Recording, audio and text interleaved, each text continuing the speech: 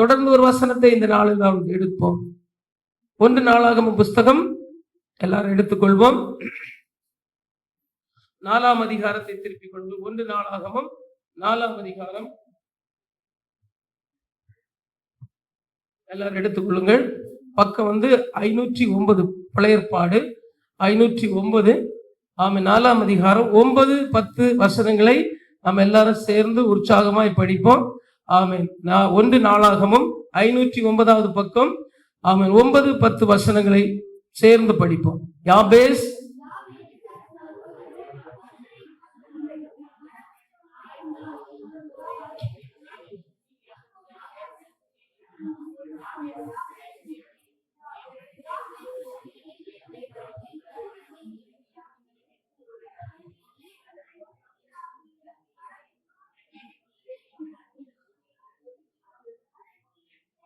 Jesus அல்லேலூயா. யாபேஸ் தன் சகோதரரை பார்க்கிலும் கனம் பெற்றவனாய் இருந்தான். அவன் தாய், நான் துக்கத்தோடு அவனை பெற்றேன் என்று சொல்லி அவனுக்கு யாபேஸ் என்று பெயரிட்டான். அல்லேலூயா. நாங்கள் திங்கட்கிழமையிலிருந்து கடந்த 6 நாட்களும் தேவன் நம்மை கனப்படுத்துகிறவர், நம்மை பெரியவன் ஆக்குகிறவர் என்கிற ஒரு சிந்தையில நாங்கள் தியானித்துக் கொண்டு வருகிறோம். அதன் அடிப்படையில் இன்றைக்கும் கனப்படுத்தப்படுகிற ஒரு மனுஷனை குறித்து, அவன் எவ்வளமாய் கனப்படுத்தப்படுகிறான் என்பதை குறித்து, நாம் அதற்கு என்ன விதமான வாழ்க்கை இருக்க வேண்டும் என்பதை குறித்து இன்றைக்கும் நாம் தியானிக்கும்படி இந்த வசனத்தை எடுத்திருக்கிறோம். அல்லேலூயா. கடந்த நாட்களிலே நாம் தியானித்தோம். ஆமேன். உன் வெள்ளி நின்று களிம்பை நீக்கிவிடு, அப்பொழுது உன் தட்டானால் நல்ல உடைமை உண்டாகும். ஆமேன். அப்போ அந்த களிம்பை நீக்கினால் அவர் உன்னை கனத்துக்குரியவனாய் உபயோகப்படுத்துகிறவனாய் மாற்றுவார் என்று முதல் நாள் தியானித்தோம். 2வது நாளிலே ஆமேன் என்ன தியானித்தோம்? மொர்தேகா அரண்மனையிலே எல்லாரிலும் பெரியவனாய் இருந்தான். அப்படி பெரியவனாய் இருப்பதற்கு முன்பாக ஒரு வாசற்படியில் இருந்தவன். அவன் எப்படி அரண்மனையிலே பெரியவனானான் என்று சொன்னால், அவன் காவல் முற்றத்தில் இருக்கிற அவனோடு கொடுத்த காவலாளிகள் 2 பேர் அரண்மனைக்கு ராஜாவுக்கு விரோதமான தீங்கை செய்ய எத்தனம் பண்ணினார்கள். அதை எஸ்தர் மூலம் அவர்களுக்கு தெரியப்படுத்தி ஆமேன் தீங்கு செய்ய நினைத்தவளை தூக்கிலிட்டு இந்த மொர்தேகாவை அவன் பெரியவனாக்கினான். அல்லேலூயா. 3வது நாளிலே மனத்தாழ்மை உள்ளவன் எவனோ அவனை அவர் கனம் பண்ணுவார். தாழ்மை இருக்கிறது, ஆனால் மனத்தாழ்மை என்ன என்பதை ஆமேன் சில காரியங்களை ஆராய். நம்மகிட்ட எல்லாத்தையும் தாழ்மை இருக்கிறது, சரிபாசன்னு சொல்லி கீழ்ப்படுகிற அனுபவம் இருக்கிறது. ஆனா அதன்படி செய்கிற அனுபவம் தான் மனத்தாழ்மை. அந்த மனத்தாழ்மை உள்ளவனை கர்த்தர் கனப்படுத்துகிறான் என்று சொல்லி 3ஆம் நாள் தியானித்தோம். 4வது நாள் என்ன தியானித்தோம்? ஆமேன். மோசே ஆமேன் பார்வோன் அரண்மனையில் தன் ஊழியக்காரரிலும் ஆமேன் வேலை ஜனங்களிலும் மத்தியிலும் பெரியவனாயிருந்தான். அல்லேலூயா. மோசே பார்வோன் அரண்மனையிலும் அவன் ஊழியக்காரிலும் அவன் ஜனங்களிலும் பெரியவனாயிருந்தான். எதனால? அவன் எல்லா ஜனத்தையும் மீட்கும்படி பணிவிடைக்காரனாய் இருந்தான். அல்லேலூயா. அப்போ பணிவிடை செய்கிற ஒவ்வொருவரையும் அவர் கனப்படுத்துகிறார். அது மாத்திரமல்ல, அவன் கையில் இருந்த கோல் தேவனுடைய கோலாய் இருந்தது. அல்லேலூயா. சரி, 5வது நாள் ஆமே நீ என் பார்வைக்கு அருமையானவன், எனவே நீ கனம் பெற்றாய், நான் உன்னை சிநேகித்தேன் என்று சொல்லி யாக்கோபை குறித்து அங்கே சொல்கிறதை நாம் தியானித்தோம். அல்லேலூயா. ஆமே. நேற்றைய தினத்தில் என்ன தியானித்தோம்? ஆமே தானியேல் ஆமே ராஜாவின் அரண்மனையில் அவன் பெரியவனாயிருந்தான். ஏன் பெரியவனாயிருந்தான் என்றால், அவன் பரிசுத்தமாக்கப்பட்டவன் என்று சொல்லப்பட்டிருக்கிறது, அவன் பிரித்தெடுக்கப்பட்டவன் என்று சொல்லப்பட்டிருக்கிறது, அவன் ஆமேன் மறைபொருளை வெளிப்படுத்துகிறவன் என்று சொல்லப்பட்டிருக்கிறது. அதன் மத்தியிலே அதை எல்லாவற்றையும் அருளுகிற கர்த்தர் அவனுக்குள் இருந்ததை உங்கள் தேவதான் பெரிய தேவன் என்று பார்வோன் அரண்மனையில் இருந்த ராஜா கண்டபடினால் அவனை பெரியவனாக்கினார். அல்லேலூயா. இப்படி தேவன் எப்படி ஒரு மனிதனை கனப்படுத்தி பெரியவனாக்குகிறார் என்ற சிந்தையிலே நாம தியானித்துக் கொண்டிருக்கிறோம். இன்றைக்கும் அதே சிந்தையிலே உங்களை கனப்படுத்தும்படி ஆண்டவர் விரும்பி சொல்கிறார். யாபேஸ் தன் சகோதரரை பார்க்கிலும் கனம் பெற்றவனாய் இருந்தான். அல்லேலூயா. அங்கே சொல்லப்படுகிறது, அவனை பெற்ற தாய் எப்படி துக்கத்தோடு நான் இவனை பெற்றேன் என்று சொல்லி அவனுக்கு யாபேஸ் என்று பெயரிட்டாள். அல்லேலூயா, அல்லேலூயா. கைகளை உயர்த்தி நீங்க அதை நீங்க ஆசீர்வதிக்கப்படணும்னா நீங்க உற்சாகமா இருந்து கைகளை உயர்த்தி ஆண்டவரை கேளுங்க. நான் இவனை துக்கத்தோடு பெற்றேன் என்று இவனுக்கு யாபேஸ் என்று பெயரிட்டாள். அப்போ ஏதோ ஒரு வேதனை அவளை ஆளுகை செய்கிறது. இவன் வேண்டாம், எதுக்கு இவன் பிறக்கணும், இவனை பெற வைக்கிறதுனால எனக்கு என்ன நன்மை, ஆமேன் என்று சொல்லி ஏதோ ஒரு வேதனையில் இருந்த துக்கத்தோடு அவனை பெற்றதினால் யாபேஸ் என்று பெயரிட்டாள். ஆனால் வேதம் சொல்கிறது அவனுக்கு சகோதரனும் இருந்தார்கள், தாயும் இருந்தார்கள், தகப்பனும் இருந்தார்கள்.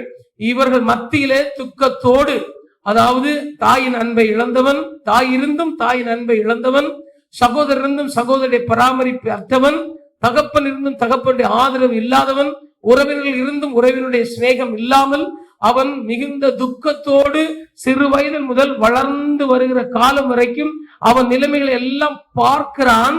அப்படியானால் நான் இந்த பூமிக்கு உதவாதவனா, நான் இந்த குடும்பத்திற்கு ஆகாதவனா, நான் என் சகோதரனுக்கு ஏற்றவன் இல்லையா, அப்படியானால் நான் உகந்தவனாய் கனத்துக்குரியவனாய் மாற இவர்கள் ஒருவரும் எனக்கு சப்போர்ட் இல்லாமல் போனாலும், இவர்கள் ஒருவரும் என்னை பராமரிக்காமல் போனாலும், இவர்கள் ஒருவரும் என்னை ஆதரிக்காமல் போனாலும், என்னை ஆதரிக்கிற, என்னை விசாரிக்கிற, என்னை நேசிக்கிற, எனக்கு பட்சமாய் இருக்கிற, எனக்கு ஆதரவாய் இருக்கிற ஒரு தேவன் உண்டு என்று அறிந்து அந்த தேவனை நோக்கி விண்ணப்பம் பண்ணினான். அல்லேலூயா.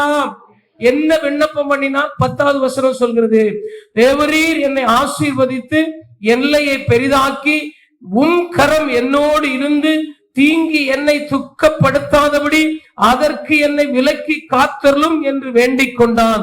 அவன் வேண்டிக் கொண்டதை தேவன் அருளினார். எனவே எல்லா சகோதரர்களும் அவன் கனம் பெற்றான். அல்லேலூயா. இன்றைக்கு சகோதரா, உன் குடும்பத்திலே உன்னை உகந்தவனாய் பார்க்கிறார்களா? உன் தாய் தகப்பன் உன்னை கனத்துக்குரியவளாய் நினைக்காமல் கனவீனப்படுத்தி கொண்டிருக்கிறார்களா?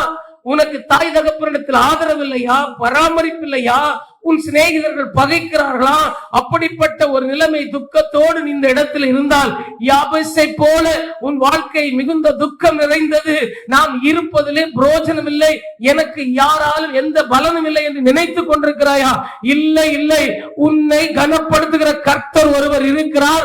அவரை நோக்கி நீ யாபேசை போல இந்த விண்ணப்பங்களை ஏறெடுக்க உன்னை ஒப்பு கொடுப்பாயானால் நீ கேட்டபடி அவர் அருளுவார். ஒரு நாள் நீ கனப்படுத்தப்படுகிற மனுஷன் கர்த்தர் நிலைநிறுத்துவார். விசுவாசிக்கிறவங்க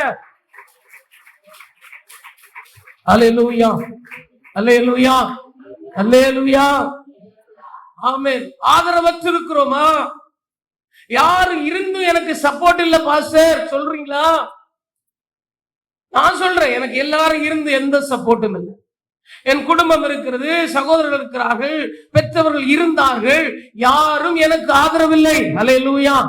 நான் ஏன் பிறந்தேன், எதற்காக இந்த உலகத்தில் இருக்கிறேன், எனக்கு எதற்கு ஒரு குடும்பம், என் வாழ்க்கை ஏன் இப்படி சூன்யமா இருக்கிறது, இருளா இருக்கிறது என்று நினைத்து வாழ்ந்த எனக்கு அவர் என்னை கனப்படுத்த விரும்பினார் என்றால், இந்த யாபேசை கனப்படுத்த விரும்பினார் என்றால், அந்த நிலைமையில் இருக்கிற யாவரையும் என் ஆண்டவரால் கனப்படுத்த முடியும். அல்லேலூயா. இடத்துல இருக்கிறீங்க, ஆவியானவர் சொல்றார், எனக்கு யார் உண்டு பாஸ்டர், எனக்கு யார் ஆதரவா இருக்கிறார், எனக்கு யாரு சப்போர்ட் பண்றா, என்ன வேதனைப்படுத்தத்தான் நான் துக்கத்தோடு வாழ்ந்து கொண்டிருக்கிறேன் பாஸ்டர், நான் வர்றதே துக்கத்தோட தான் பாஸ்டர், எனக்கு நிம்மதியே கிடையாது பாஸ்டர், என் வாழ்க்கையில் இப்படி எல்லாம் நடந்தாலும் யார்கிட்ட சொல்றது, யார் எனக்காக பரிந்து பேசுவா என்று சொல்லி நீ துக்கத்தின் மகளாக ஒருவேளை இந்த காலை வேளையில உட்கார்ந்தால், யாபேசை கனப்படுத்தின ஆண்டவர் உனக்கு ஒருவர் இருக்கிறார். அவரும் உன்னை எல்லா சகோதரர்களும் கனப்படுத்தி உன்னை மேன்மைப்படுத்த வல்லவராய் இருக்கிறார். நீ அவரை நோக்கி வேண்டுதல் செய். அல்லேலூயா, அல்லேலூயா. தாவீது சொல்கிறான், நான் சிறியவனும் எளியவனுமாக இருக்கிறேன், தேவரே என் மேல் கிருபை ஆயிரும், என் ஆத்மாவுக்கு ரட்சிப்பு இல்லை என்று என்னை குறித்து சொல்கிறவர்கள் அநேகராய் இருக்கிறார்கள். இவன் மேன்மைப்பட வழி இல்லை, இவன் புழுதியில் கிடக்கிறவன், இவன் சிறுமையானவன், இவன் எளிமையானவன், இவனை மேன்மைப்படுத்த ஒருவரும் முடியாது என்று சொல்லி என் ஆத்மாவுக்கு விடுதலை இல்லை, ரட்சிப்பு இல்லை என்று சொல்கிற அநேகர் இருக்கிறார்கள். ஆனாலும் தாவீது சொல்கிறார், தேவரே நீர் என் கேடகமும் என் மகிமையும் என் தலையை உயர்த்துகிறவருமாய் இருக்கிறேன் என்று அவரை நம்பி இருந்தபடினால் தான் சிறியவனும் எளியவனுமாய் கைவிடப்பட்டவனுமாய் தனித்தவனுமாய் இருந்த அந்த சிறியவனாகிய தாவீதை ஒரு நாள் சகோதரர் மத்தியிலே கனப்படுத்துகிறார். ஹல்லேலூயா, ஹல்லேலூயா. சகோதரர்கள் நினைத்தார்கள், என்னை தான் அபிஷேகம் பண்ணி ராஜாவாக்க போகிறார்கள், என்னை தான் அபிஷேகம் பண்ணி மேன்மைப்படுத்த போகிறார்கள் என்று 7 சகோதரர்கள் நிற்கிற மத்தியிலே ஒருவரையும் தேவன் கனப்படுத்த விடவில்லை. கனவீனப்பட்டு தரித்திரப்பட்ட ஏழ்மை போல சிறுமியா இருந்த தாவீதை அழைத்து தைல கொம்பினால் அபிஷேகம் பண்ணி சகோதரர் மத்தியில் அவரை தேவன் கனப்படுத்துவார்கள். இன்றைக்கு சகோதரா சகோதரி, உன் குடும்பத்திலே உன் பிள்ளைகளுடைய காரியங்களிலே இன்னைக்கு கனவீனப்பட்டு, உன் புருஷனுடைய வருமானத்தில் கனவீனப்பட்டு, ஒருவேளை துக்கத்தின் மகளாக நீ இருப்பாயானால் கர்த்தர் சொல்கிறார், நான் உன்னை கனப்படுத்துவேன். ஹல்லேலூயா. நீங்க நினைக்கிறீங்க எல்லாம் எங்களை கனப்படுத்தனே இருக்காரு. வாரேன், பின்னாடி வாரேன். அவர் கனப்படுத்துவார். ஆமென். ஹல்லேலூயா, ஹல்லேலூயா. எப்படி கனப்படுத்தினாராம்? அவன் ஜெபித்த ஜெபம் அங்கே இருக்கிறார். 10வது வசனம், தேவரீர் என்னை ஆசீர்வதியும். ஹல்லேலூயா, ஹல்லேலூயா, ஹல்லேலூயா. கையை வைத்து ஹல்லேலூயா. தேவரீர் என்னை ஆசீர்வதியும். முதல் ஜெபம். அதுல எத்தனை பேர் என்னை ஆசீர்வதின்னு ஜெபிக்கிறீங்க? விரும்பணும். என் சகோதரரை பார்க்கிலும் நான் கனம் பெற்றவனாய் மாற என்னை இனி ஆசீர்வதியும். பாருங்க, உலகம் தேவனை அறியவில்லை, ஆனால் நம்மை பார்க்கிலும் அதிகமாய் ஆசீர்வாதமாய் இருக்கிறார்கள். எல்லா விதத்திலும் அவர்களுக்குள் போய் இறங்கி போய் பாருங்க. ஒரு சமாதானம் இருக்கா? ஒரு மனமகிழ்ச்சி இருக்கா? ஒரு சந்தோஷம் இருக்கா? ஒரு சுகம் இருக்கா? அவங்க வாழ்க்கையில ஒரு பாதுகாப்பு இருக்கான்னு கேட்டு பார்த்தா அநேக காரியத்தில் இல்லைன்னு தான் சொல்லுவாங்க. ஹல்லேலூயா. அந்த ஆசீர்வாதத்தை பார்க்கிலும் என் கர்த்தர் என்னை ஆசீர்வதிக்க வேண்டும். ஹல்லேலூயா. அவருடைய ஆசீர்வாதம் என் வாழ்க்கையில வந்தால் கூடவே சமாதானமும் கூட வரும். ஹல்லேலூயா. அவருடைய ஆசீர்வாதம் எனக்கு வந்தால் கூடவே பாதுகாப்பு வரும். ஹல்லேலூயா. அவருடைய ஆசீர்வாதம் வந்தால் என் பிள்ளைகள் விருட்ச கன்றுகளை போல் ஓங்கி வளருவார்கள். ஹல்லேலூயா. அவருடைய ஆசீர்வாதம் வந்தால் என் பிள்ளைகள் என் பந்திய சுற்றிலும் ஒலிவு மர கன்றுகளை போல் இருப்பார்கள். அவருடைய ஆசீர்வாதம் வந்தால் என் பிள்ளைகளுடைய சமாதானம் பெரிதாய் இருக்கும். என் பிள்ளைகளின் சமாதானத்தை காணும்படி அவருடைய ஆசீர்வாதம் இருக்கும். எப்படி யோபுக்குண்டானதை வேலி அடைத்து காத்தாரோ அப்படி அவருடைய ஆசீர்வாதம் உன்னை காத்துக்கொள்ளும். அல்லேலூயா, அல்லேலூயா. நிறைய ஆசீர்வாதம் இருக்குது. நிறைய பேருக்கு உலகத்துல நிறைய ஆண்டவரை அறியாதவங்களுக்கும், ஆமென், நம்மள மாதிரி எல்லாம் ரொம்ப ஜெபம் பண்ணாதவங்களுக்கு நிறைய ஆசீர்வாதம் இருக்கு. அவங்க வீட்டுல போய் கேட்டு பாருங்க, சமாதானம் இருக்கா கேட்டு பாருங்க, நிம்மதியா தூங்குறியான்னு கேட்டு பாருங்க. உன் பொருளாதாரத்துல என்னையா ஏதாவது சேதம்? நிறைய பார்த்து எப்படியோ வருது, எப்படி போகுது. ஆனால் ஆண்டவருடைய ஆசீர்வாதமோ நீயும் உன் பிள்ளைகளும் சாப்பிட்டு திருப்தி அடைந்து பாக்கியமும் நன்மை உண்டாகத்தான் செய்வார். ஹல்லேலூயா. அது நாளுக்கு நாள் உன்னை உயர்வை கொண்டு வரும். ஆமென் சொல்றீங்களா? பாருங்க, பொருள், பணம், ஆமென், இந்த அந்தஸ்து தான் உலகம் உன்னை கனத்துக்குரியவனாய் காட்டுகிறது. உலகம் காட்டுகிறது. அவற்ற பொருள் இருக்கு, பணம் இருக்கு, ஐஸ்வர்யம் இருக்கிறதை கனத்துக்குரியவனாய் காட்டுகிறது. கர்த்தர் எப்படி காட்டுறார் தெரியுமா? அவன் சிறியவனாயிருந்தாலும் எளியவனாயிருந்தாலும் அவன் கூடாரம் சமாதானத்தோடு இருக்கிறது. ஹல்லேலூயா. அவன் கூடாரத்துக்குள்ளே சந்தோஷம் இருக்கிறது, தேவ ஐக்கியம் இருக்கிறது, ஒருமனம் இருக்கிறது, ஒற்றுமை இருக்கிறது, ஜெபம் இருக்கிறது, அவங்களுக்குள்ள தேவ வசனம் இருக்கிறது, அவங்க சமாதானத்தின் பாதையில நடக்கிற அனுபவம் இருக்கிறது. கொஞ்சம் கொடுத்தாலும் அதை நிறைவா என்கிற சிந்தை இருக்கிறது என்று சொல்ற ஒரு பெரிய ஆசீர்வாதம் தான் இயேசு கிறிஸ்து நமக்கு முதலாவது அருளுகிற ஆசீர்வாதம். ஹல்லேலூயா. அந்த ஆசீர்வாதம் வந்தாலே வியாதி இல்ல, பலவீனம் இல்ல, கஷ்டம் இல்ல, எதுவும் நஷ்டப்படலன்னா வர வர பண்டக சாலை களஞ்சியம் பெருசாயிட்டே இருக்கும். அல்லேலூயா, அல்லேலூயா. இந்த ஆசீர்வாதத்துக்காக சொல்ல, ஆண்டவரே நீ தேவரீர் என்ன செய்யும்? ஆசீர்வதியும். இதை ஒவ்வொரு தேவ பிள்ளையும் கேட்கணும். நீங்க பணம் பொருளை வச்சு ஆசீர்வாதம், உம்முடைய ஆசீர்வாதம். அல்லேலூயா சொல்லுங்க. யாருடைய ஆசீர்வாதம்? பணம் பொருள் என்னுடைய ஆசீர்வாதம், நான் சம்பாதிக்கிற ஆசீர்வாதம். ஏன்னா எனக்கு சம்பாதிக்க பலன் கொடுக்கறதுனால அந்த ஆசீர்வாதம் என்னுடைய ஆசீர்வாதம். அவர் தந்து வாங்குறது இல்ல, நான் பிரயாசப்பட்டு அவர் கட்டளையிடுங்க. அல்லேலூயா சொல்லுங்க. அவருடைய ஆசீர்வாதம் நமக்கு வரும்படி என்ன செய்கிறார்? அவர் நம்மை ஆசீர்வதித்தால் தன் சகோதரர்கள் அனைவரிலும் அவன் கனவானாய் இருக்கிறார். அல்லேலூயா.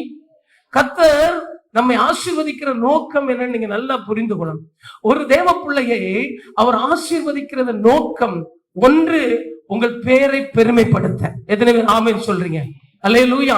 அறியப்படாத உங்கள் பெயர், உங்கள் இருக்கிற தேசம், உங்கள் குடும்பத்துக்குள் இவன் தேவனால் ஆசீர்வதிக்கப்பட்டவனாமே என்று உங்கள் பெயர் பெருமைப்படுத்த கர்த்தர் உங்களை ஆசீர்வதிக்கிறார். அல்லேலூயா சொல்லுங்க.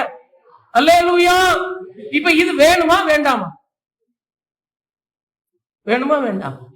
உங்க பேர் உங்க குடும்பத்துக்கே இன்னும் அறியப்படாமல், உங்க சமுதாயத்துக்கு அறியப்படாம இருக்கா? ஏதோ ஒரு இடத்துல இருக்கா, ஏதோ ஒரு சர்ச்சுக்கும் போறானா, எப்படி அவன் அது அப்படித்தான் அந்த மேனிக்குதான் இருக்கு. இந்த பேரை கேட்கறதுக்கு இல்ல, இந்த பேர் கேட்கறதுக்கு இல்ல. ஈசாக்கு கூட சொன்னாங்க, வாசிக்கலாமா? ஈசாக்கு குறித்து சொல்லப்படுகிறது. ஆதியாகமம் 26ஆம் அதிகாரம், ஆதியாகமம் 26ஆம் அதிகாரம் 28, 29 வசனங்களை படியுங்கள். அதற்கு அவர்கள், நிச்சயமாக கர்த்தர் உன்னோடு கூட இருக்கிறார் என்று கண்டோம் என்றும் ம்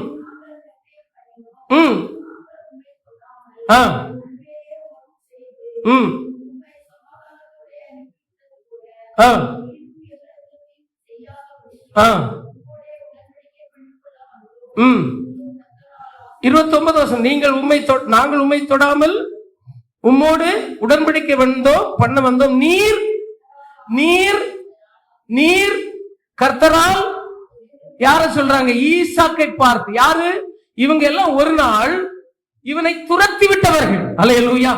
தன் தகப்பனார் தோண்டின துறவுகளை எல்லாம் வெட்டும் போது இது எங்களுக்கு உரிமை, இது எங்களுக்கு உரிமை என்று சொல்லி துரத்தி விட்டவர்கள். அதனாலதான் ஒரு துறவை வெட்டி துரத்தின அவன் அதை என்ன சொன்னான்? ஆமென், ஏசேக்குன்னு சொன்னான். அடுத்த துறவை வெட்டும் போது இது எங்களுக்கு உள்ளது என்று துரத்தி விட்டவர்கள், வாக்குவாதம் பண்ணினவர்கள், ஏசேக்குன்னு பேர் வச்சுட்டு வந்துட்டான். திரும்பவும் ஒரு துறவை வெட்டினான், அதுல யாரும் வாக்குவாதம் பண்ணவில்லை. அவன் தேசத்தில் நான் பலுகும்படி கர்த்தர் எனக்கு தந்தார் என்று அதற்கு ரெகபோத் என்று பெயரிட்டான். அல்லேலூயா.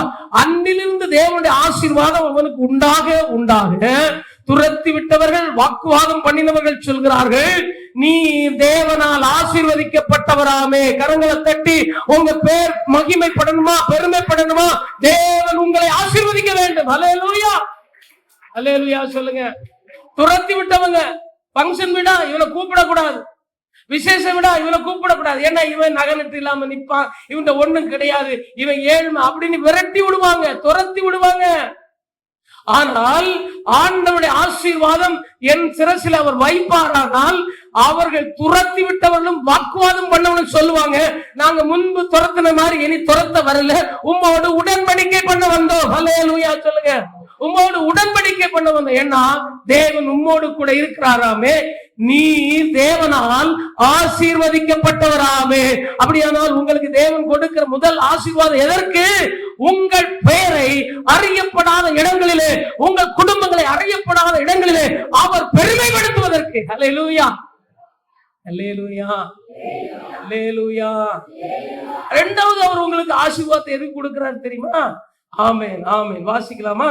நீதிமொழிகள் 13ஆம் அதிகாரம், நீதிமொழிகள் 13ஆம் அதிகாரம் 22ஆம் வசனத்தை படிங்க. நீதிமொழிகள் 13:22 வாசிங்கம்மா. நல்லவன் தன் பிள்ளைகளின் பிள்ளைகளுக்கு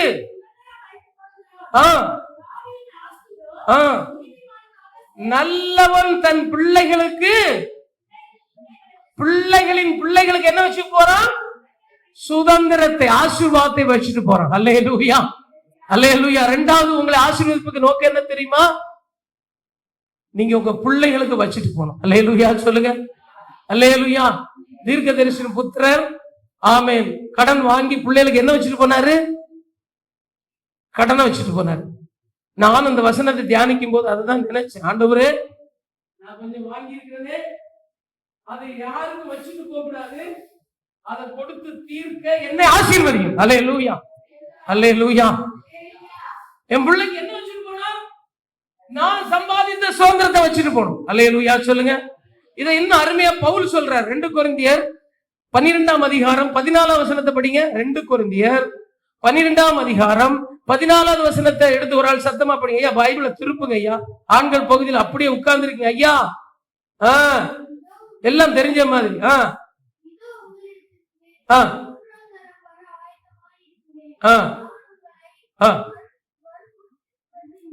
என்னப்பா?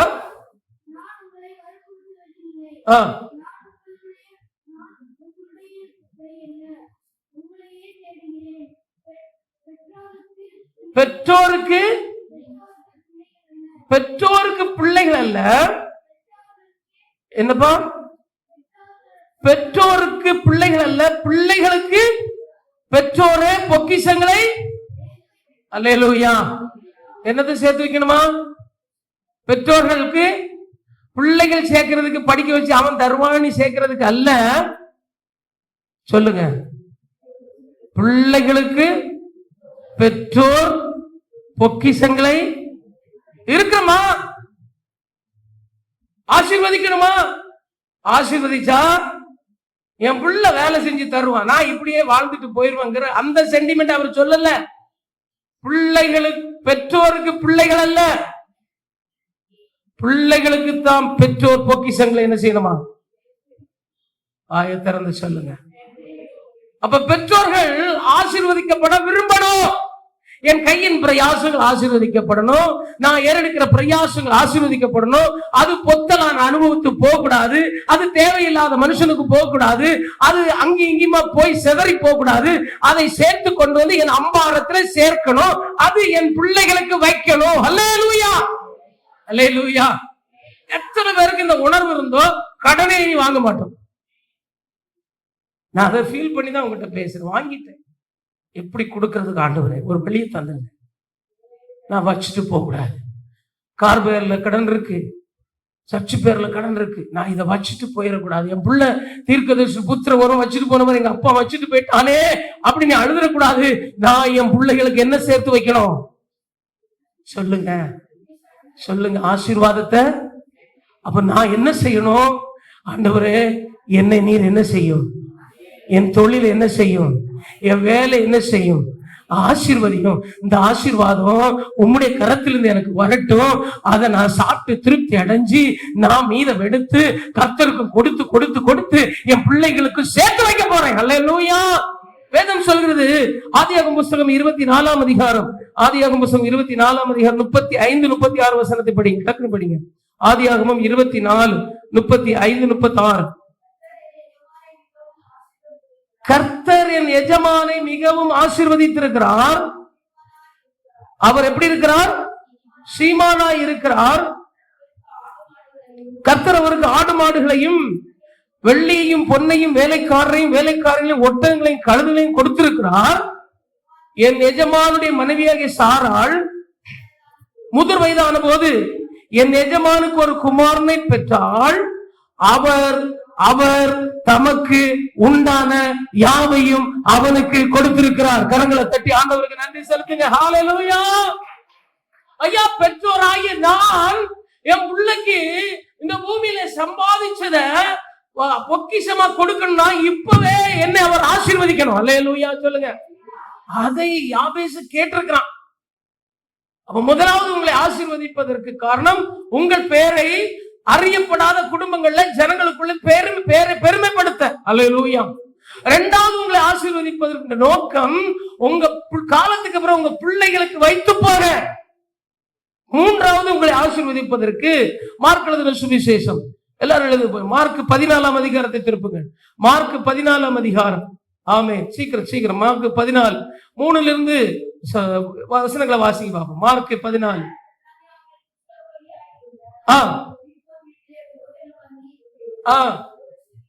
ஸ்ரீ விலையேறப்பட்ட நலதம் என்னும் உத்தம தைலம் உள்ள வெள்ளைக்கல் பரணியை கொண்டு வந்து அதை உடைத்து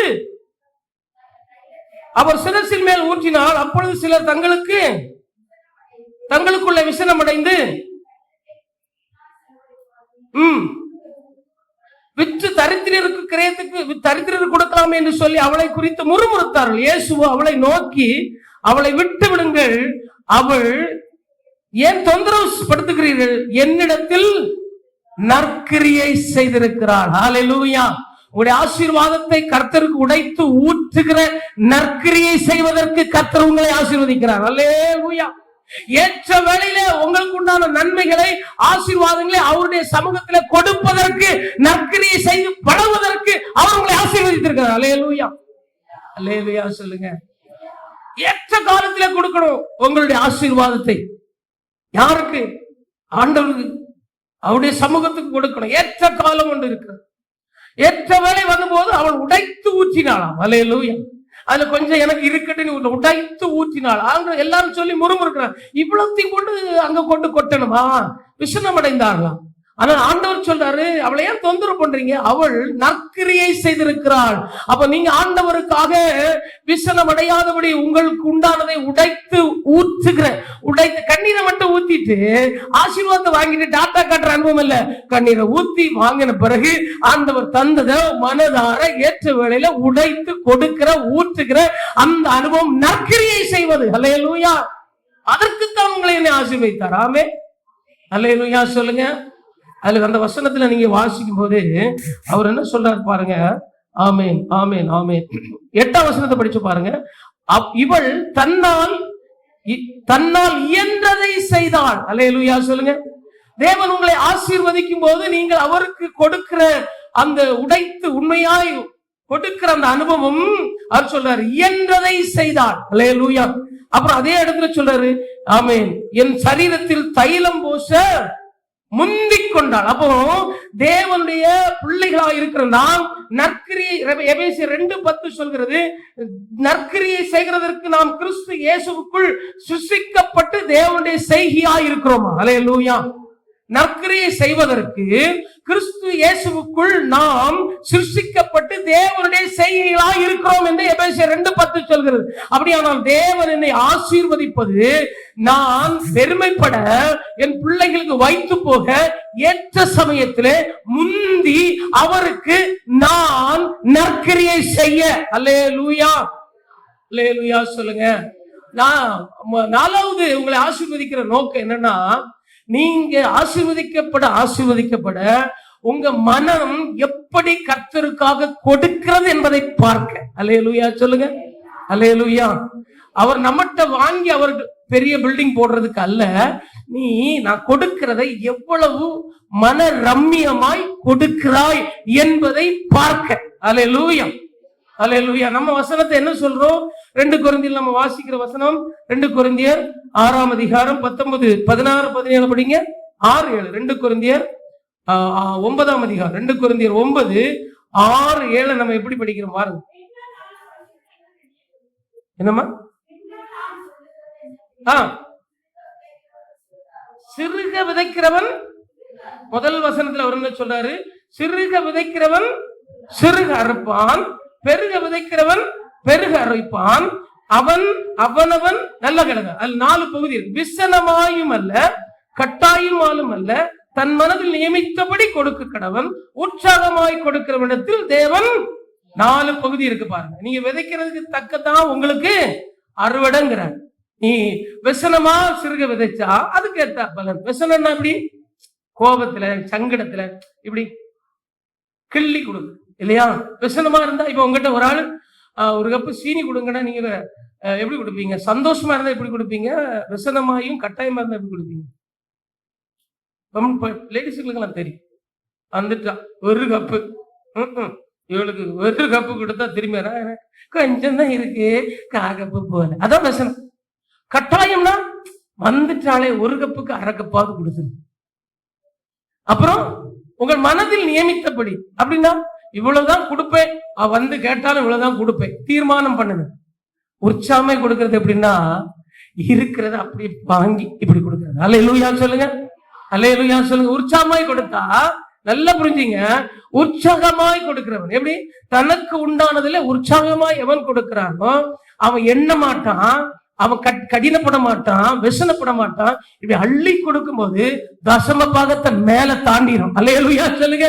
அதுக்குதான் அவர் சொன்னாரு, விசனமாயும் அல்ல. நீ விசனப்பட்டு கொடுத்தா எவ்வளவு கொடுப்பான்னு எனக்கு தெரியும், சிறுக கொடுப்பேன். அப்புறம் கட்டாயமானா அதை விட கொஞ்சம் கொடுப்பேன். அப்புறம் மனதில் நியமித்தபடி இவ்வளவுதான், இதுக்கு மேல என் எஸ்டிமேட் தாண்டவே தாண்டாது. ஆமா, காணிக்கை பகுதியா தசம பாகமா இவ்வளவுதான் அப்படிங்கிறது உன் மனதில் நியமித்தபடி அப்படியும் கொடு. ஆனா என்ன சொல்றாரு மேல் வசனத்துல, நீ எப்படி கொடுத்தாலும் சரிதான், விசனமா கொடுத்தாலும் சரிதான், கட்டாயமா கொடுத்தாலும் சரிதான், அப்புறம் மனதில் நியமித்தபடி கொடுத்தாலும் சரிதான், உற்சாகமா கொடுத்தா, நீ எவ்வளவு சிறுக விதைக்கிறியோ சிறுக இருப்பாய், பெருக விதைக்கிறவன். அப்போ நான் ஆசீர்வதிக்கப்படுவதற்கு காரணமே என் ஆண்டவர் நான் கொடுக்கிற காணிக்கையை வச்சுல என்ன ஆசீர்வதிக்கிறார். என் மனம் எவ்வளவு உற்சாகத்தோடு முழு மனதோடு அவருக்கு கொடுக்கிறது என்பதை அறியும்படி அவர் நம்மை ஆசீர்வதிக்கிறார். இது நிறைய பேர் இப்ப கொஞ்சம் கான்ட்ரவர்சியா இருக்குது. எனக்கு ஆவியில தோணும், என்ன பழையபடியும் கொடுக்கறத பத்தி பேசிட்டேன். இல்ல, நான் கொடுக்கிற கதையில நான் பணத்தை குறித்தோ பொருளை குறித்தோ பேச வரல, உங்க மனதை குறித்து பேசுகிறேன். அல்லேலூயா சொல்லுங்க. நான் வசனமா இருந்தா என்ன செய்வேன்? போடுவேன், போட மாட்டேன், இல்லைன்னா இவ்வளவுதான் போடுவேன், இதை ஏதோ கிள்ளி போடுவேன். கட்டாயமா இருந்தா வந்துட்டே கொடுத்துருவோம் அப்படின்னு கொடுப்போம். அப்புறம் மனதில் தீர்மானம் வந்தா, இப்ப நானே வரேன்னு வச்சுக்கலாம், உதாரணத்துக்கு தான் சொன்னேன், கோபப்படாது. நானே வரேன், பாசு வந்திருக்கிறார், என்ன வந்துட்டாரு, அவர் வந்தானே 100 ரூபாய், அதாவது லிமிட். அது நீங்க மனதில் தீர்மானித்தபடி. ஏன்னா அது விதைக்கிறது நீங்க, அறுக்கிறது நீங்க தான். ரெண்டாவது உற்சாகமாய். அல்லேலூயா. உற்சாகமாய் கொடுத்தா எப்படி கொடுப்பாங்க? இது நிறைய இப்போ இந்த பாக்ஸ் உங்களுக்கு ஒரு பெரிய ஒரு அமௌண்ட் வச்சிருக்க ஒரு பாக்ஸ், நல்லா புரிஞ்சுங்க. இது ஒரு பெரிய அமௌண்ட் வச்சிருக்கிற பாக்ஸ், இல்ல ஏகப்பட்ட அமௌண்ட் இருக்கு. உங்ககிட்ட வந்து ஒருத்தர் கேட்கிறோம், நீங்க விசனமா கொடுத்தா எப்படி கொடுப்பீங்க? சரிதானா? கட்டாயமா கொடுத்தா வந்துட்டானே, நம்மகிட்ட இருக்குன்னு தெரிஞ்சு வந்துட்டானே, சரி இந்தா போ. தீர்மானித்தபடினா எப்படி மாசம் தோறும் வருவான், இவனுக்கு எவ்வளவுதான் கொடுக்கணும், முன்கூட்டியே பைபிள் எடுத்து வச்சிருவோம். ஆனா உற்சாகமா கொடுத்து நினைச்சுவீங்க, சீனி கொடுத்ததுதான் உற்சாகமா கொடுத்து நினைச்சுவீங்க, வந்துட்டியா எனக்கு நிறைய இருக்கு, கொடுத்தான விதைக்கிறதுக்கு மேல அவர் என்ன அறுக்க வைப்பார், குடி. அப்போ பைபிள் சொல்லுது, உற்சாகமாய் கொடுக்கிறவனிடத்தில் சொல்லுங்க, நம்ம ஏங்க என்ன ஏழ்மைப்படணும், நாங்க ஏங்க தரித்திரப்படணும், உன்னை கொடுத்த அளவின்படி நீ தீர்மானிக்காத காணிக்க. அல்லேலூயா சொல்லுங்க. அல்லேலூயா சொல்லுங்க. நீ தீர்மானிக்காத காணிக்க கொடுக்கும்போது விசனமா கொடுக்காத, கட்டாயமா காணிக்க பகுதி வந்து நீ கொடுக்காத. உன் ஆவியில எவ்வளவு மன உற்சாகம் இருக்கிறதோ, எவ்வளவு முழு மனதோடு இருக்கிறதோ, நீ கொடுத்தால் காணிக்க கணக்கு பார்க்காமலே கொடுக்கிற அளவுக்கு கர்த்தர் ஆசீர்வதிப்பார். அல்லேலூயா. காணிக்க கொடுத்ததுனால அல்ல பிரதர், கொடுக்கிறவன் மனசை வச்சுதான். அதுதான் அவன் முதலில் சிறுக விதைக்கிறவன். இதை இன்னும் நான் விளக்கி சொல்லணும்னா, பழைய பாட்டு போனா யாத்ரா புஸ்தகம் 35ஆம் அதிகாரம் எடுத்துங்களா, சீக்கிரம் எடுங்க, ஒரு சில வசனங்களை டக்குமே சொல்லி முடிக்க போறேன். யாத்ரா அதிகாரம் 35ஆம் அதிகாரம் 5ஆம் வசனத்தை நீங்க படிங்க. உங்களுக்கு உண்டானதிலே என்னப்பா, அவருக்கு என்ன காணிக்க கொடுத்தாதான் உங்களை ஆசீர்வதிப்பாரா? அப்படி இல்ல, அவர் உங்க கொடுக்கிற நிலையை வச்சுதான் அவர் ஆசீர்வதிக்கிறார். அதை வச்சுதான் நான் பேசுறேன், காணிக்கையை பத்தி நான் பேசல. நல்லா புரிஞ்சுடுங்க.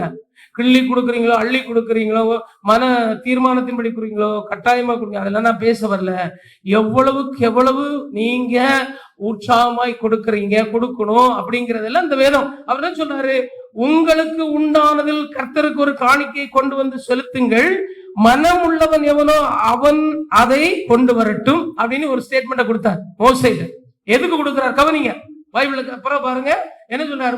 ஆசரிப்பு கூடாரம் கட்டப்படுவதற்கு ஆண்டவர் சொன்னாரு, நீ அழைச்சிட்டு வந்த ஜனங்கள்கிட்ட என்ன செய், உள்ளவன் எவனோ அவன் என்ன செய், காணிக்கை வாங்கு. அதுல அவர் என்ன சொல்றாரு, மனம் உள்ளவன் எவனோ அவர்கிட்ட அதை என்ன செய்ய கொண்டு வர சொல்லு. அப்ப கொண்டு வர சொல்லும்படி என்ன கொண்டு வர சொல்றாருன்னு ஆசரிப்பு கூட அவர் சொல்றாரு, கர்த்தருக்கு செலுத்தும் காணிக்கை என்னவெனில் பொன்னும் வெள்ளியும் வெண்கலமும் இளநீலும் ரத்தாம்பரம், அப்படியே நிறைய ஒரு லிஸ்ட கொடுக்கிறார்.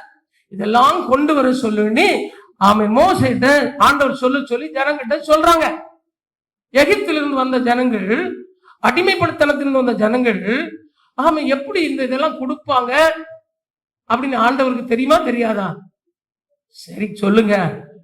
பாவப்பட்ட நிலைமையில இருக்கிற நமக்கு இப்படி எல்லாம் வெள்ளியும் பொண்ணும் கொண்டு வாங்கன்னு சொல்லி அவர் கேட்கறதுக்கு முந்தைய இவங்க எங்க இருந்து எடுத்து கொடுப்பாங்கன்னு அவருக்கு தெரியுமா தெரியாதா?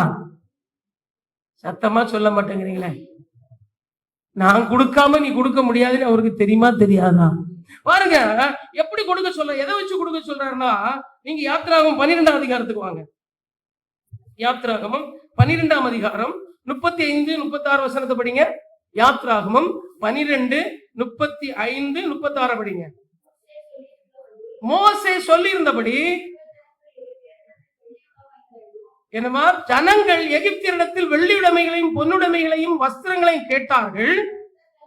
கர்த்தர் ஜனங்களுக்கு எகிப்தியரின் கண்களில் தயவு கிடைக்கும்படி செய்ததினால் கேட்டதை அவர்களுக்கு கொடுத்தார்கள். இவ்விதமாய் அவர்கள் எகிப்தியரை பாருங்க ஏன் கொடுக்கிறாரு? நான் புறப்படும் போதே உன்னை ஆசீர்வதிச்சு தான் அனுப்புறேன். அல்லேலூயா சொல்லுங்க.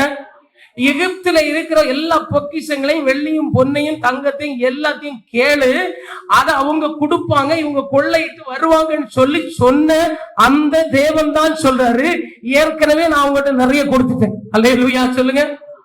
புரிஞ்சவங்க அல்லேலூயா சொல்லுங்க. ஏற்கனவே அவங்களுக்கு வெள்ளியும் பொன்னும் நிறைய கொடுத்து எகிப்தின் கண்கள்ல தயவு கிடைக்க கொள்ளையிட்டு கொண்டு வந்துட்டாங்க. இப்ப அந்த ஜனங்கள் நிறைய ஆசீர்வதிக்கப்பட்டவங்களா இருக்கிறாங்க. அதனாலதான் மனம் உள்ளவன் எவனோ, எப்படி வெள்ளியும் பொன்னும், பொன்னுடைமைகளும் வெள்ளியுடைமைகளும் வஸ்திரங்களும் கால்நடை எல்லாமே மனம் போல கொள்ளையடிச்சு எகிப்திலிருந்து புறப்பட்ட ஜனங்கிட்ட சொல்றாரு, அவங்ககிட்ட மனம் உள்ளவன் எவனோ சொல்லுங்க. ஏன் அதை கேட்கிறாரு? எப்பா எல்லாருக்கும் நான் கொடுத்துருக்கேன், நான் தான் வாங்கி கொடுத்தேன். அவனை வயிறு நிறைய வச்சிருக்கிறான். ஒன்றை சொல்லு, அவன்கிட்ட சொல்லு 1 லட்சம், இவன்கிட்ட சொல்லு 2 லட்சம், அவன்கிட்ட சொல்லு 5 லட்சம், என் ஆசிரியப்பு கூட நான் கட்டணும் அப்படின்னு சொல்லாம அவர் சொல்றார், மனம் உள்ளவன் எவனோ. அல்லேலூயா. அந்த பாயிண்ட் நீங்க கவனிக்கணும். கர்த்தருக்கு நீங்க கொடுக்கிற காணிக்கையை வச்செல்லாம் அவர் உங்களை ஆசீர்வதிக்கிறது. உங்ககிட்ட இருக்கிறத நீங்க மனம் உள்ளவனா எவ்வளவு பேர் கொடுக்கறீங்க, உற்சாகமா எவ்வளவு கொடுக்கறீங்க அப்படிங்கிறத பார்த்து மென்மேலும் ஆசீர்வதிக்கிற ஆண்டவர். அல்லேலூயா சொல்லுங்க. அப்போ மனம் உள்ளவன் எவனோ என்று சொல்லி அங்க சொன்ன உடனே யாத்திராகமம் 34 வாங்க. யாத்திராகமம் 34 வாங்க. அது அவ்வளவு தொடர்ச்சி, அந்த ஆசரிப்பு கூடாரத்துக்குரிய காரியம் தான். 34ஆம் அதிகாரம் 21 படிங்க. யாத்திராகமம் 34:20. ஆமே. இல்லம்மா ஒரு நிமிஷம் இருங்க, நான் பார்த்து சொல்லிடுறேன். யாத்திராகமம்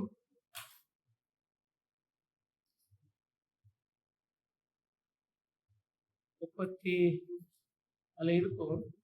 சாரிமா 35மா 35:21 35 எல்லாம் எடுத்துக்கணும். 35.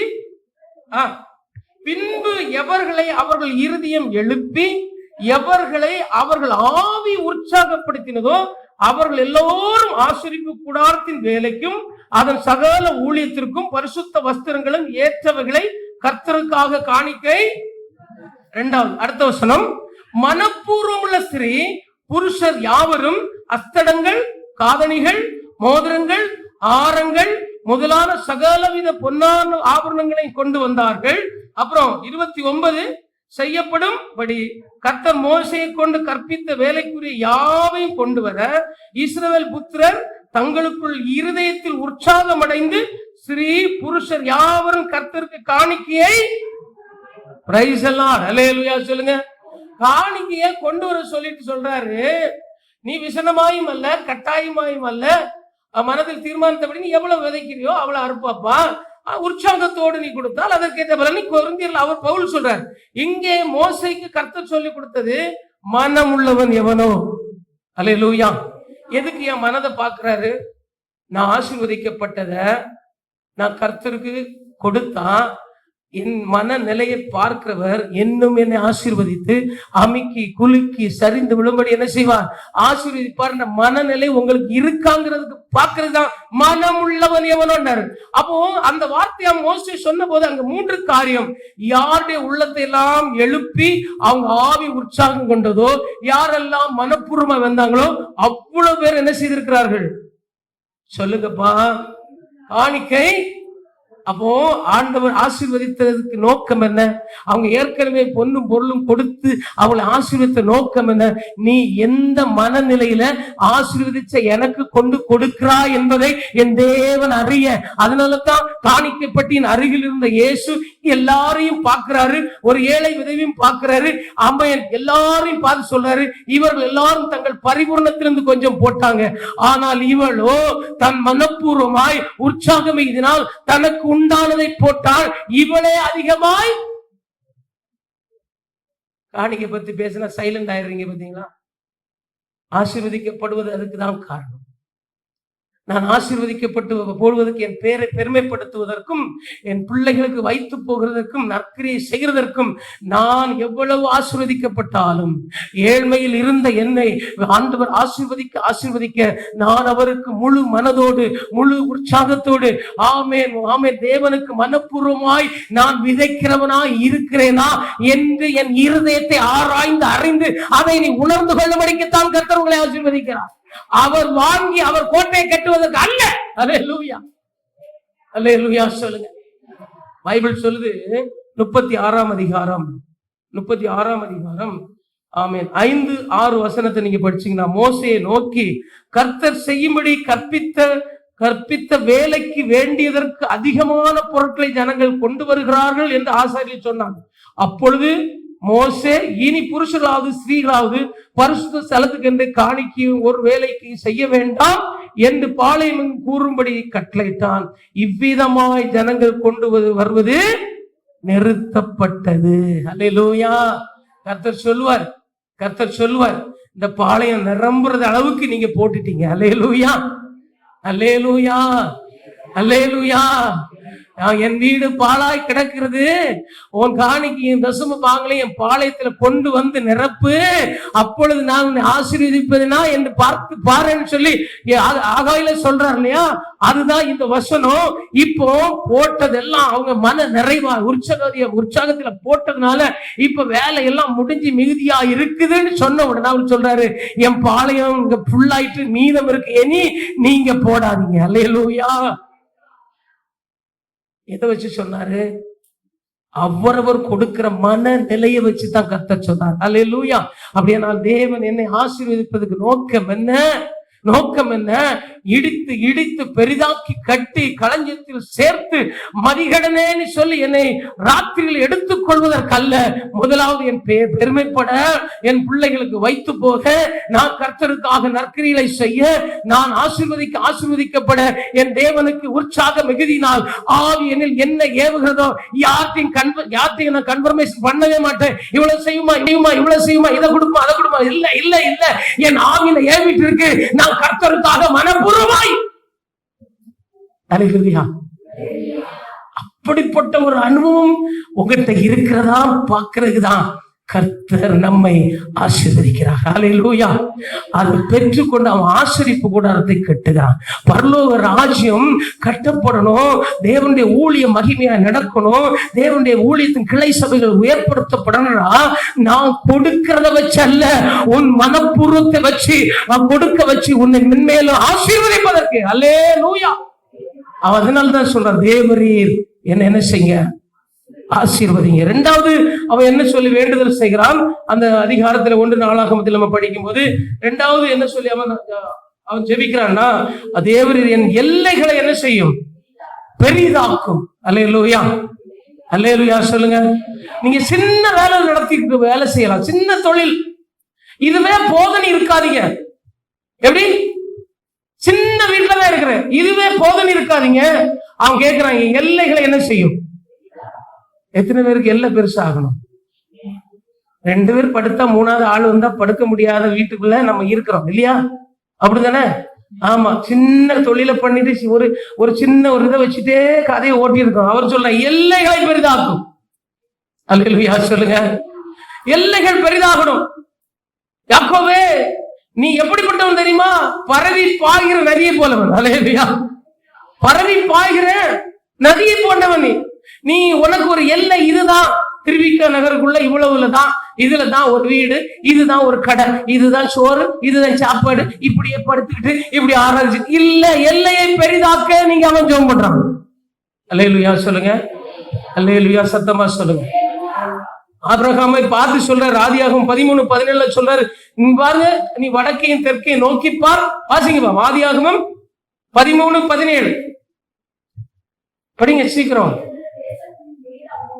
எழுந்து தேசத்தின் நீளமும் அகலமும் எம்மட்டும் அம்மட்டும் நடந்து திரி. என்ன சொல்றாரு? நீ எவ்வளவுக்கு எவ்வளவு எல்லை பெரிதாகணும், தொழில எல்லை பெரிதாகணும். அதுக்காக கடன் வாங்கி செய்யக்கூடாது. தேவன் உனக்கு தந்தபடி எல்லை பெரிதாக்கும்படி நீ ஒப்பு கொடுத்துட்டே இருக்கணும். அல்லேலூயா சொல்லுங்க. அல்லேலூயா சொல்லுங்க. அப்ப எல்லை பெரிதாகும்படி நீங்க ஜெபிக்கணும். ஊழியம் பெரிதாகணும், இந்த எல்லை பெரிதாகணும். ஆண்டவரே, இதுல மட்டும் இல்ல நான் ஊழியம் செய்யணும். என்ன ஒரு கிளை போட்டுட்டேன் பாருங்க. கிளை சபைகள் உருவாக அதற்கான இடம் தேர்வு செய்து கர்த்தர் தடம் போட்டாச்சு. இன்னும் ஒரு சில இந்த மாதம் இல்ல, ஒரு வருஷத்துக்குள்ளே நமக்கு தேவன் ஒரு கிளை சபை ஆயத்தப்படுத்தணும். அல்லேலூயா. எல்லாம் பெருசாகும். ஆமேன்னு சொல்லுங்க. அல்லேலூயா சொல்லுங்க. வீட்டின் எல்லாம் பெருசாகும். இங்க ஒரு வீடு, அங்க ஒரு வீடு, அப்படி பெருசாகிறது மட்டுமல்ல, தேவனுடைய ராஜ்யத்தின் எல்லையும் என்ன செய்யணும் சொல்லுங்கப்பா. இது பெரிதாகணும். அதனாலதான் அவன் வாழ்க்கையில் என்ன நடந்திருப்பாங்க. அந்த 1 நாளாகமும் பாருங்க, அந்த 1 நாளாகமத்துல அவனுக்கு ஒரு சின்ன குறிப்பிட்ட ஒரு எல்கைக்குள் இருந்த அவனுக்கு இப்ப எப்படி மாறிட்டு பாருங்க. 1 நாளாகமும் ஆமேன் 3ஆம் அதிகாரம் 55ஆம் வசனம் தொடக்கம் சொல்லுது. 1 நாளாகம் 3:5-55 யாபேசில் குடியிருந்த கணக்கர்கள் இருக்கு. அப்போ யாபேஸ்ங்கிற ஒரு தனிப்பட்ட ஒரு மனிதனுடைய வாழ்க்கை எல்லை பெரிதாகிறதுனால் இப்ப யாபேசின் தேசம் நகரம் மாறி போச்சு. அல்லேலூயா சொல்லுங்க. அல்லேலூயா. அல்லேலூயா. ஆமா, ஜே நகர்னி போட்டிருக்காங்கன்னா அவர் எல்லையை பெருசாக்கி பெருசாக்கி பெருசாக்கி எல்லாத்தையும் கொடுத்து பேர வச்சிருக்கிறாரு. அல்லேலூயா சொல்லுங்க. நம்ம எல்லை பெருசாகணும்னா தேவரீர் என் எல்லை என்ன செய்யுங்க பெரிதாக்கும். அவர் சொல்றாரு, நீ எம்மட்டும் நடந்து திரிகிறாயோ. ஐயா, உன் கடை சின்னதா தான் இருக்கணும் நீ நினைக்காத, உன் தொழில் சின்னதா தான் இருக்கணும் அப்படி நினைக்காத. எல்லை பெரிதாக நீ விரும்பு. வேதம் சொல்லி வலதுபுறமும் இடதுபுறமும் இடம் கொண்டு வசனம் தான் தெரியும். ஆனா பெருகுவதற்கு நான் எல்லை பெரிதாக ஆண்டவர்ட்ட என்ன செய்யணும் சொல்லுங்கப்பா, சொல்லுங்களேன். அல்லேலூயா. இப்ப யாபேஸ் ஒரு குறிப்பிட்ட வட்டத்துக்குள்ள இருந்தவன் ஆண்டவர்ட்ட விண்ணப்பம் பண்ணி தன் சகோதரர் எல்லாரிலும் பெரியவனான. இப்ப பைபிள் சொல்லுது யாபேசில் அப்படின்னா யாபேஸ் இருந்த இடம் யாபேசின் நகரமா தேசமா மாறி போச்சு. அல்லேலூயா. அவன் பேர் எல்லா இடமும் பேர் பெற்று விளங்க எல்லை பெரிதாயிற்று. அல்லேலூயா சொல்லுங்க. ஆண்டவர்ட்ட 2வது நீங்கள் விண்ணப்பம் பண்ணுங்க, ஆண்டவரே என் எல்லை பெரிதாகட்டும். அல்லேலூயா. அல்லேலூயா சொல்லுங்க. எல்லை பெரிதானால் அவர் சொல்றது இடம் கொண்டு நீ பெருகுவாய். ஆமே, அப்படிதானே சொல்றாரு. ஏசாயா 54:3 நீ வலதுபுறத்திலும் இடதுபுறத்திலும் இடம் கொண்டு பெருகுவாய். உன் சந்ததிகள் ஜாதிகளை சுதந்திரித்துக் கொண்டு பாழாய் கிடந்த பட்டணங்களை குடியேற்றுவார்கள். அல்லேலூயா. உன் சந்ததிகள் கவனிங்க, எல்லை பெருசாச்சுன்னா, உங்க எல்லை பெருசாச்சுன்னா, உங்க விசுவாசம் எல்லை பெருசாச்சுன்னா ஆண்டவர் உங்க சந்ததிகளை கொண்டு பாழான இடத்துல வீட கட்ட சொல்லுவார். அல்லேலூயா. அதுவும் எங்க தேசம் தான். ஆமே, அல்லேலூயா. அதுவும் எங்க தேசம் தான். யார பிள்ளை? யாபேசின் பிள்ளைங்க சொல்லுவாங்க. இல்ல என் பேரை சொல்லுவாங்க, உங்க பேரை சொல்லுவாங்க. யாருடைய பிள்ளை? இங்கேயும் வீடு இருக்கு, அங்கேயும் வீடு இருக்கு. இதெல்லாம் எல்லாம் பெருகி இருக்கிற அனுபவம். அப்போ நீங்களும் நானும் யாபேசை போல நீங்கள் என் எல்லைகளை என்ன செய்ய வேண்டும்? நான் ஒரு குறிப்பிட்ட இடத்துல மட்டும் உட்கார்ந்து இதோட மடிந்து போது அல்ல ஆண்டவரே.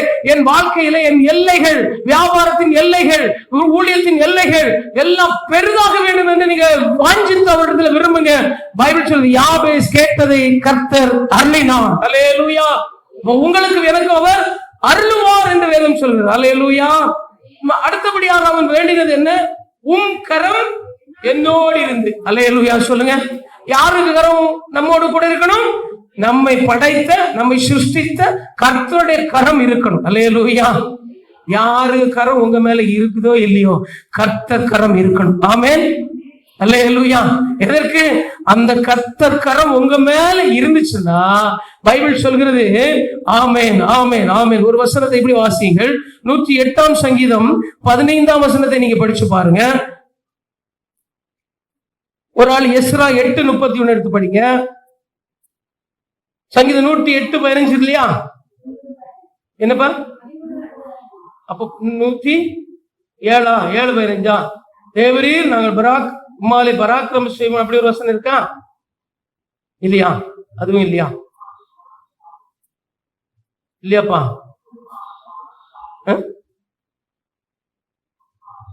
சரி, ஒரு ஆள் எஸ்ரா 8:31 படிங்க, சீக்கிரம் படிங்க. எஸ்ரா 8:31.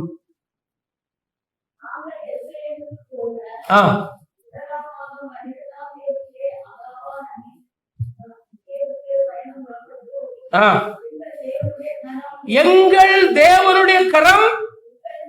எல்லாரும் எடுத்துட்டீங்களா? வசனத்தை மூடியாச்சா? எடு, படிங்க பாப்போம். தேவனுடைய கரம் எங்கள் மேல் இருந்து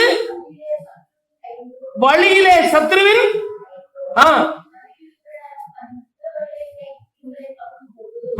கரங்களை தட்டி ஆண்டவருக்கு நன்றி செலுத்துங்க. அல்லேலூயா. ஆண்டவருடைய கரம் இருந்தா எல்லாரும் சேர்ந்த வசனத்தை படிங்க ஒரு முறை கூட. 8:31. நாங்கள் எருசலேமுக்கு போக 1ஆம் மாதம் 12ஆம் தேதியிலே அகவா நதியை விட்டு பயணம் புறப்பட்டோம். எங்கள் தேவனுடைய கரம் எங்கள் மேல் இருந்து வழியிலே சத்ருவின் கைக்கும் பதிவிருக்கிறவர்களின் கைக்கும் எங்களை தப்புவித்தது. கரங்களை தட்டி ஆண்டவருக்கு நன்றி செலுத்துங்க. அல்லேலூயா. அவருடைய கரம் இருந்தால், அது சொல்றாரு, பதிவிருந்து எங்களை பழி வாங்குறவருக்கு கைக்கும், ஆமென், சத்ருவின் கைக்கும், வழியில வர்ற சத்ருவின் கைக்கும் எங்களை என்ன செய்கிறாரா? இது 2வது வசனம் 107:15 படிங்க. தேவனே 107:15 இல்லையா? ஏப்பா சங்கீதம் சொல்றப்பா, வாசிங்கம்மா. ஷோ கடவுளை, இது என்ன குழப்பமா இருக்கும்? எனக்கு குழப்பம். அவங்க 108 தானா? 108:13 தான் சொல்லணும். 4 சொல்லிட்டு இருந்தாங்க. எப்பா முன்னும் பார்க்க மாட்டீங்களா நீங்க? 108:13. நான் 14 சொல்லியிருக்கேன். ஐயா அதுல 14 இல்லைன்னு சொல்ல வேண்டியதானே? தேவனாலே பராக்கிரமம் செய்வோம், அவரே எங்கள் சத்துருக்களை அவருடைய கரம். இங்க கவனிங்க, தேவனுடைய கரம் உங்க மேல இருந்தா வழியில இருக்கிற சத்துருக்களுக்கும் பதிவு இருக்கிறவர்களுக்கும் அவளை உங்களை தப்புவிக்கிறாராம். இங்க சொல்லியிருக்கிறது, அவருடைய கரம் என்னோடு கூட இருந்தால் தேவனே எனக்காக பராக்கிரமம் செய்து சத்துருக்களை, எங்கள் சத்துருக்களை அவரே காலின்கள் மிதித்து போடுவார். அல்லேலூயா சொல்லுங்க. அல்லேலூயா. இன்னும் நெகேமியா சொல்றான், கர்த்தருடைய கரம் எங்களோடு கூட இருந்ததால் ராஜா கேட்டவைகள் எல்லாம் எங்களுக்கு கொடுத்தான். அப்ப யாருடைய கரம் என் மேல இருக்கணும்? எங்க சகோதரனுடைய கரம் இருக்கக்கூடாது. ஏசாவின் மேல யாக்கோவுடைய நுகம் இருந்தது. அல்லேலூயா சொல்லுங்க. ஆமென். அந்த நுகம் ஒரு நாள் முறிக்கப்படும் வரைக்கும் அவனுக்கு கஷ்டமா இருந்துச்சு. யாருடைய கரம் என் மேல இருக்கக்கூடாது, என்னை ஆளுகை செய்கிற உம்முடைய கரம் மட்டும்தான் இருக்கணும். அல்லேலூயா சொல்லுங்க. அந்த கரம் இருந்தாதான் எதிர்த்து வருகிற, பதிவு இருக்கிற அல்லது எல்லா சூழ்நிலைக்கும் என்னை தப்புவிக்க முடியும். அல்லேலூயா. அதனால தான் சொல்றேன், ஆண்டவரே உம்முடைய கரம் என் மேல் இருக்கும்படிக்கு. அப்புறம் சொல்றாரு, அடுத்தால சொல்றாரு, ஆமென், தீங்கு என்னை துக்கப்படுத்தாதபடிக்கு. அல்லேலூயா சொல்லுங்க. இவ்வளவு காலம் தீங்கு அனுபவிச்சு, ஆதரவு வச்சு, அனுகூலம் இல்லாம, ஒருவருடைய சப்போர்ட் இல்லாம தீங்கு அனுபவிச்சிருக்கேன். இனி எந்த தீங்கும் என்னை அணுகாதபடிக்கு. அல்லேலூயா. அல்லேலூயா சொல்லுங்க. எந்த தீங்கும் எனக்கு என்னை வந்து அணுகி துக்கப்படுத்தாதபடி என்னை விலக்கி காத்தருளும் என்று விண்ணப்பம் பண்றான். அல்லேலூயா சொல்லுங்க. அல்லேலூயா சொல்லுங்க. கவனிங்க அம்மா, என்னம்மா டைம் ஆயிட்டு அம்மா, கவனிங்க. தீங்கு உங்களை ஒருபோதும் துக்கப்படுத்த கூடாதபடி அதை விலக்கி காக்கணும். அப்படி நீங்க ஜெபம் பண்ணா வேதம் என்ன சொல்லுது? ஆமென். சங்கீதம் 27:5 சொல்றாரு, தீங்கு வந்தாலும் அந்த தீங்கு நாளிலே அவர் என்னை தம்முடைய கூடாரத்தின் மறைவிலே ஒளித்து வைத்து மறைத்து கண்மலையின் மேல் என்னை உயர்த்துவார். அல்லேலூயா. நிறைய பேர் கவனிக்கல, டைம் ஆச்சுன்னு பக்கம் மூடி. சங்கீதம் 27 வாசிங்க. ஒரு ஆளு, தீங்கு நாளிலே அவர் தம்முடைய கூடாரத்தில் மறைத்து, கூடார மறைவிலே ஒழித்து, என்னை கண்மலையின் மேல் என்ன செய்வாராம்? தீங்கு வராதபடியே, துக்கம் என்னை அமிழ்த்தாதபடி ஆண்டவரை விலக்கி. எத்தனை வீட்டுல தீங்கினாலும் துக்கம், யாபேசுக்கு அந்த துக்கம் வளர்ந்து ஒரு ஸ்டேஜ் வருவதற்கு இருந்துச்சு. ஆனா அவன் ஆண்டவர் நோக்கி இப்படி விண்ணப்பம் பண்ணி, அவர் எல்லா தீங்கு நேரத்திலும் அவனை தம்முடைய கூடாரத்தில் மறைத்து காத்து கொண்டபடினால், வேதம் சொல்கிறது, தன் சகோதரிலும் எல்லாரிலும் அவன் கனப்படுத்தப்பட்டான். அல்லேலூயா, அல்லேலூயா. சங்கீதம் 121:5-6 நீங்கள் படிக்கும் போது, நீங்கள் அப்படி தீங்கு என்னை துக்கப்படுத்தாதபடி காக்கணும் விண்ணப்பம் பண்ணினால், அவர் சொல்றாரு, உன்னை காக்கிறவர் உன் கர்த்தர் உன் வலது பக்கத்தில் உனக்கு நிழலாய் இருப்பார். பகலிலே வெயிலாகிலும் இரவிலே நிலவாயிலும் உன்னை சேதப்படுத்துவதில்லை. கர்த்தர் உன்னை எல்லா தீங்கிற்கும் விலக்கி காப்பார். அவர் உன் ஆத்துமாவையும் காப்பார். அல்லேலூயா. ஒவ்வொரு நாளும் ஜெபம் பண்ணுங்க. எந்த தீங்கையும் வாழ்க்கையில என்ன செய்யக்கூடாது? சொல்லுங்க சொல்லுங்க. சரீர பிரகாரமான சரிதா, உங்க பொருளாதார ரீதியாக சரிதா, எந்த தீங்கும் கர்த்தாவே எனக்கு வராதபடி, அதனால் நான் துக்கத்தில் அமிழ்ந்து போகாதபடி என்ன செய்யுங்க? விலக்கி காருங்கன்னு ஜெபம் பண்ணும். அப்படி ஜெபம் பண்ணினதுனால யாபேசின் ஜெபத்தை அவர் கேட்டு அவனை சகல சகோதரர்களும் அவனை கனவானாய் மாற்றினார். அல்லேலூயா. உங்களை அதே ஆண்டவர் தான் சொல்றாரு, உன்னை நான் கனவீனப்படுத்தின காலங்கள் போதும், கனப்படுத்த விரும்புகிறேன். அல்லேலூயா. உன் குடும்பத்திலே உன்னை கனவீனப்படுத்தின காலங்கள் போதும், உன் நண்பர் மத்தியிலே நீ கனவீனப்பட்ட நாட்கள் போதும், உன்னை நான் கனப்படுத்த விரும்புகிறேன். ஒருவேளை நீ துக்கத்தோடு இருந்தால் இந்த யாபேசை பார். யாபேஸ் எல்லாரும் கைவிடப்பட்டாலும், எல்லாராலும் புறக்கணிக்கப்பட்டாலும், அன்பு கிடைக்காத நிலை இருந்தாலும், என்னை நம்பி என்னை நோக்கி விண்ணப்பம் பண்ணினது போல, முதலாவது நீ என்னை ஆசீர்வதியும் என்று சொல்லிக்கேன். அல்லேலூயா. சொல்லுங்க. முதலாவது நீங்க என்னை சொல்லுங்க. நீங்க வாய் திறந்து சொல்லுங்க. நீங்க இரண்டாவது என்ன சொல்ல சொன்னா? அந்த வசனத்திலேயே கொடுத்துக்கு படிங்க, மூடி வச்ச. இரண்டாவது எல்லையை பெரிதாக்கி. சொல்லுங்க பிரதர், சொல்லுங்க. நான் வெறுமையா ஒரு சின்ன கடையை வச்சுட்டு இதுவே போதும் நீ காலை ஓட்டக்கூடாது. ஒரு கடைக்கு அதிபதியா எல்லையை விரிவாக்குங்க. அல்லேலூயா. சொல்லுங்க. அல்லேலூயா. உங்க மன விருப்பத்தை அவர் நிறைவேற்றுகிற ஆண்டவர். நான் தான் கேட்டிருக்கிறேன், ஒரு குறிப்பிட்ட ஒரு எல்லைக்குள்ள மட்டும் நான் ஊழியம் செய்ய மாட்டேன். அதுக்கு அழைச்சிங்க, எனக்கு எல்லை பெருசாக்குங்க, எனக்கு ஒண்ணுல எல்லை பெருசாக்குங்க, இல்லைன்னா கிளை சபை தாங்க. கேட்டு இருக்கிறேன். கண்டிப்பா செய்வாரா செய்ய மாட்டாரா? செய்வார். உங்களும் என் கண்ணு காணும். அல்லேலூயா. அல்லேலூயா. சொல்லுங்க. நான் விரும்பாம அவர் எதுவும் கொடுக்க மாட்டேன். போதும் ஆண்டவர், இந்த சோட்டை வீடு பாருங்க.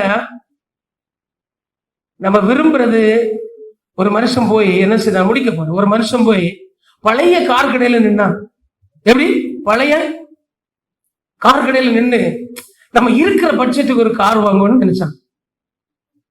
அப்போ ஒவ்வொரு காரும் பார்த்தா அப்ப பட்ஜெட் கூடுதலாவே இருக்கு. அப்ப ஒரு ஜெபம் பண்ண, ஆண்டவரே நான் ஒரு பழைய காரு இருக்கிறதுக்கு வாங்க வந்தேன், எனக்கு கொஞ்சம் அனுகூலம் பண்ணி ஒரு காரை சூஸ் பண்ணி தாங்க. அப்ப ஆண்டவர் சொன்னாரா, நான் அங்க இல்லப்பா. நான் என்ன சொன்னாரா?